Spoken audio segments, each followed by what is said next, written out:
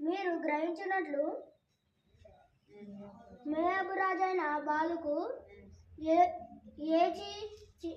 ఏచించిన దానిని బయలు కుమారుడైన బిలాము అతనికి ప్రత్యుత్తరముగా చెప్పిన మాటలు సత్యము మొదలుకొని గిల్లా వరకును జరిగిన వాటిని మనసున